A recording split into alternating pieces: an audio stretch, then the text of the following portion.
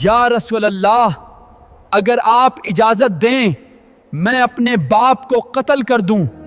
عبداللہ بن ابی مدینہ کا ایک بڑا رئیس تھا۔ اسلام سے پہلے اوس اور خزراج اسے اپنا بادشاہ بنانے والے تھے، لیکن جب رسول اللہ صلی اللہ علیہ وسلم مدینہ آئے اور سب لوگ اسلام میں داخل ہونے لگے تو اس کی راگھی اور حسد بڑھ گیا۔ قرآن میں جس منافق کی سب سے زیادہ مذمت کی گئی، علماء کے مطابق وہ عبداللہ بن ابی ہی تھا۔ سورہ المنافقون میں اللہ تعالیٰ فرماتا ہے، وہ کہتے ہیں اگر ہم مدینہ لوٹ گئے تو عزت والا میں ذلیل کو نکال دے گا۔ یہ بات اس نے تبوک کے سفر میں کہی تھی اور اس کا اشارہ نبی علیہ السلام کی طرف تھا، نعوذ باللہ۔ ابو عبیدہ محمد بن اسحاق ابن ہشام ابن کثیر میں آتا ہے، اور جب عبداللہ بن ابی واپس مدینہ کے دروازے پر آیا تو اس کا بیٹا عبداللہ جو سچا مسلمان تھا اس کی اونٹنی کو روک لیا اور کہا، نبی علیہ السلام عزت والے ہیں، تو ذلیل ہے، جب تک یہ الفاظ نہ بولے مدینہ میں گھسنے نہیں دوں گا۔ روایت میں آتا ہے کہ اس نے 3 مرتبہ اپنے باپ کو ذلیل کہا اور نبی علیہ السلام کے لیے عزت کا اظہار کیا۔ پھر عبداللہ بن ابی نے شرمنسار ہو کر کہا، نبی علیہ السلام عزت والے ہیں اور میں ذلیل ہوں۔ تب جا کر اس کے بیٹے نے اسے شہر میں داخل ہونے دیا۔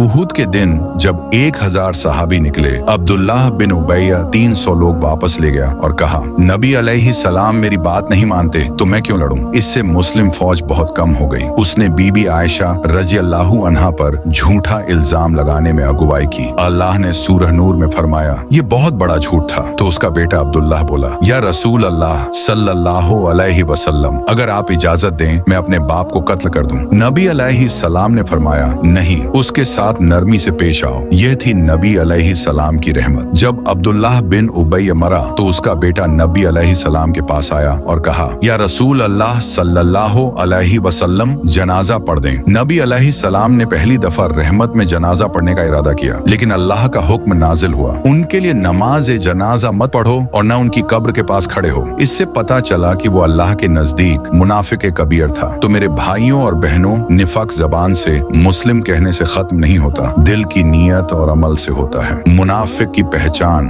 جھوٹ، دھوکہ، وعدہ خلافی، حسد اور اسلام کی دشمنی۔